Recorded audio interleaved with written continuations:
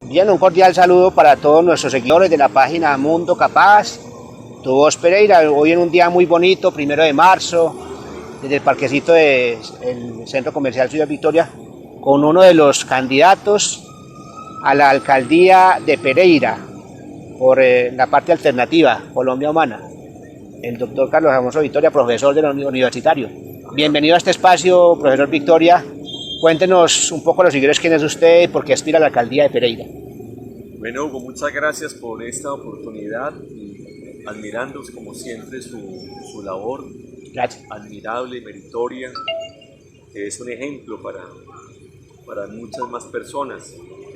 Vamos muy bien, hemos tenido una gran aceptación, un recibimiento que yo no lo esperaba, no me lo esperaba en realidad, por parte de muchos sectores de la ciudadanía, empresarios, académicos, gente del común que está viendo en esta aspiración legítima una opción de cambio real y auténtico, de la mano, por supuesto, de un proyecto político que lidera tanto el compañero presidente Gustavo Petro como la compañera vicepresidenta Francia Márquez.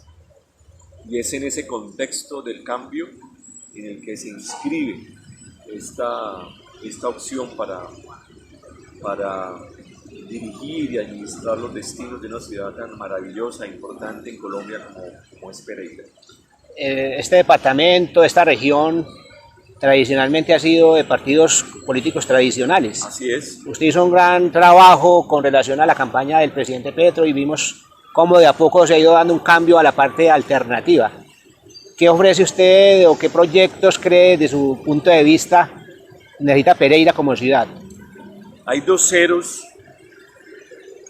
muy importantes en toda la política que inspira a Colombia y en este caso a Pereira como una potencia mundial de la vida y que van a ser parte de nuestro programa, y es cero corrupción, cero hambre, porque el hambre también es resultado no solamente de la inequidad y la desigualdad, también es resultado de la corrupción que está anidada dentro del Estado y que hace imposible e inviable que los recursos públicos destinados a la nutrición, empezando por los niños y niñas en condiciones de mayor vulnerabilidad, pues no se surtan como se quisiera en términos de eficiencia, en términos de cobertura.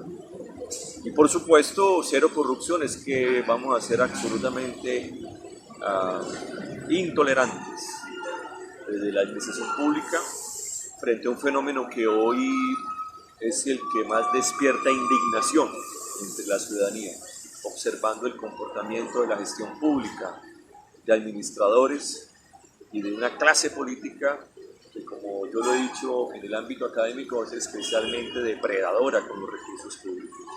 Entonces, ahí hay dos banderas concretas: cero hambre y cero corrupción, y sobre todo para que Pereira y sus gentes vean en sus administradores la posibilidad de que se pueda hacer una gestión transparente, pulcra, honesta, como también ha sido mi vida a lo largo de los años aquí en esta ciudad. ¿De qué manera se logra romper esos bloques de corrupción que están enquistados en la parte pública, profesor? Hay tres cosas muy importantes. Primero es incentivar y garantizar la denuncia pública organizada a través de las veedurías públicas, de las veedurías ciudadanas. Dos, es muy importante fortalecer todo el sistema, no solamente preventivo, sino punitivo de la justicia colombiana. Es el colmo que a estas alturas de la vida se siga diciendo en los cafés y en los corrillos que en tal o cual oficina hay que pagar un peaje para un contrato o para poder ser favorecido en una licitación. Yo estimo, con todo el respeto del mundo, que los controles internos se volvieron una farsa y que las IAS, e entre ellas las contralorías, también.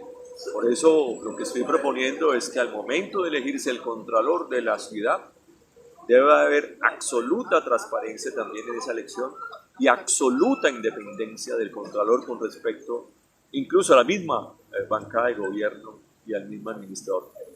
Ahí hay dos aspectos importantes y tres: educación política, educación ciudadana, para que tengamos una mirada mucho más estructural de un fenómeno patológico y es la adicción al dinero, es decir, a esa perversidad que hace que los recursos públicos queden en bolsillo no de la gente que más lo necesita en términos de bienes y servicios públicos, sino de la clase política corrupta que históricamente ha venido administrando los destinos de Pereira.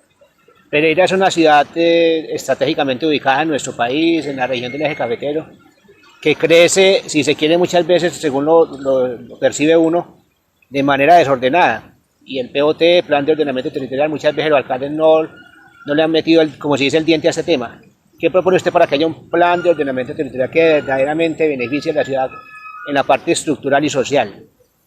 Primero, neutralizar y aislar desde la ciudadanía, desde la movilización social y popular, a lo que llamamos los cazadores de renta, a aquellos agentes de intereses privados que buscan, a través de muchas rendijas, incidir en la revisión, por ejemplo, del plan de ordenamiento territorial. ¿Qué plan de ordenamiento territorial necesita una mayor discusión? Yo digo mayor democracia, meterle pueblo, para que este no sea un asunto solamente de unos expertos y unos técnicos sujetos de manipulación, y que haya transparencia y garantías para todos los actores, incluidos los agentes económicos, para que el ordenamiento sea en realidad un ordenamiento también político de cómo se discute y cómo se toman decisiones frente a asuntos tan delicados y tan trascendentales como el ordenamiento territorial, que hoy es una vergüenza, tengo que decirlo, para Pereira. Y en mi administración lo que vamos a hacer es técnicamente y con transparencia hacer un ordenamiento que permita realmente que esta ciudad sea mucho más funcional desde una perspectiva esencial, los derechos, y en especial el derecho a la ciudad. Es decir, aquí tiene que haber también justicia urbana. Desde lo filosófico y lo político estoy proponiéndole a los pereiranos y pereiranas que vamos a hacer posible ese derecho a la ciudad como un criterio, como un principio, para que la lucha por la ciudad no solamente sea un tema de agentes políticos reunidos en un consejo, sino también de la ciudadanía. Hablando también del crecimiento de la ciudad, de que se va convirtiendo en una ciudad-región, por ejemplo, ¿qué opina usted de la plataforma logística del eje cafetero? ¿Cómo se puede fortalecer? ¿Cómo puede ser Pereira un gran protagonista en este tema? A ver, yo creo que aquí hay un tema importante que hace parte de lo que yo llamo las narrativas ligadas a la competitividad y sus políticas. A mí me parece que es importante todas aquellas infraestructuras, todos aquellos bienes que le permitan a una región tan importante como la nuestra ser mucho más competitiva. Pero ojo, esa competitividad tiene que tener también un salto social importante. Yo diría que eso también tiene que ser democratizado en términos económicos, y no es para que se favorezca mucho más la concentración de la riqueza y el ingreso en unos pocos. A mí me parece que aquí también hay que hablar no solamente de competitividad, sino que también tenemos que comenzar a hablar de solidaridad, ¿cierto? Tenemos que hablar de una sociedad mucho más incluyente, y lo que yo he dicho en otros escenarios, incluso a quienes impulsan ese tipo de proyectos, es que no se puede quedar únicamente en modelos de desarrollo que excluyen y concentran riqueza. Sobre todo cuando uno observa, por ejemplo, los indicadores de exclusión económica, ¿cierto?, de pobreza.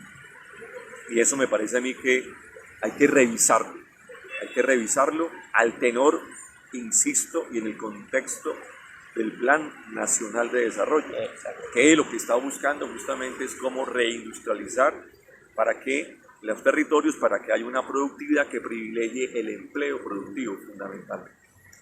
Pereira, al igual que todas estas ciudades y municipios del eje cafetero, son muy rurales. ¿Qué plantea usted para la parte de campo, que es alrededor del 90-95% de nuestra ciudad? Bueno, en el plan de desarrollo de nuestro gobierno hay aspectos muy importantes, entre ellos uno que tiene que ver con la justicia rural a partir de la plena vigencia y el desarrollo de los acuerdos de La Habana. Es decir, que la tierra realmente cumpla una función social y que se superen esas brechas de inequidad que hay en el campo. En segundo lugar, también al unísono del plan de desarrollo, toda una política, no solamente económica, con incentivos, sino también social. Y un aspecto para el caso de Pereira específicamente, y es la apuesta por un modelo sustentable, basado especialmente en la agroecología, como un aspecto que ha permitido que Pereira históricamente sea identificada justamente con este tipo de apuestas, ¿sí? Que lo que han hecho es generar modelos alternativos y sustentables de lo que algunos llaman desarrollo, para nosotros planes de vida que tengan como eje central al campesino y la campesina, a quienes les debemos en realidad nuestra vida. Bueno, profesor Víctor, hay muchos temas para tocar y hay Claro también que muchas sí. ocasiones, pero finalmente lo invito a un tema que por lógica razón me interesa a mí y a nuestros seguidores, y es la parte de la población en situación de discapacidad, la parte de la inclusión en el tema laboral, educativo y otros. ¿Qué plantea usted? Bueno, yo también en eso me adhiero, porque también en mi vida pública lo he hecho, o sea, no es únicamente hoy. Me adhiero a que la sociedad entera, el Estado, tiene que volcarse a las personas más desaventajadas de nuestro medio. Y eso implica equidad, igualdad, fraternidad, solidaridad, y implica también proyectos concretos que permitan la inclusión laboral, ¿cierto? Que implican también el cuidado. Nosotros vamos a desarrollar una política de cuidado y que tenga como grandes protagonistas a los compañeros y compañeras, ciudadanos y ciudadanos que tienen algún tipo de limitación, porque hacen parte de nuestra vida, de nuestra sociedad, de nuestra cultura. Y en eso pues hay muchas experiencias significativas, pero serán prioridad, por supuesto. Los niños, las niñas, nuestros mayores, en fin, tantas personas que por razones diversas tienen o padecen alguna discapacidad. El ejemplo tuyo es maravilloso, como comunicador social que sos. Muchas gracias. Finalmente, entonces, invitemos a nuestros seguidores, al profesor Carlos Alfonso Vitoria. ¿Por qué usted es una gran opción, si no la mejor opción, para ser alcalde de Pereira? Bueno, porque soy una persona honesta, porque estoy preparado, porque soy estudioso de la problemática social, porque represento con mucha, digamos, responsabilidad también, y encarno los ideales y las banderas del compañero Gustavo Petro, y porque me identifico plenamente con una apuesta de vida que queremos también tenga raíces profundas en un territorio donde hay inequidad, donde hay corrupción, donde hay una gran inconformidad social y donde también hay una gran esperanza, como se vio el año pasado aquí en Pereira, hacia un cambio real. Y eso es lo que yo represento: honestidad, transparencia, academia y una voluntad política que aspira a representar a los ciudadanos y ciudadanas de una ciudad que requiere un gobierno mucho más y plenamente transparente, como esperamos empezar a ejercer a partir del 1 de enero del 2024. Bueno, muy bien, ha sido la presencia del profesor Carlos Alfonso Vitoria. Muchas gracias. Esperamos que tenga muchos éxitos en su campaña. Muchas gracias. Y ya le queda a ustedes como seguidores entonces mirar más a fondo qué es lo que propone el doctor Vitoria.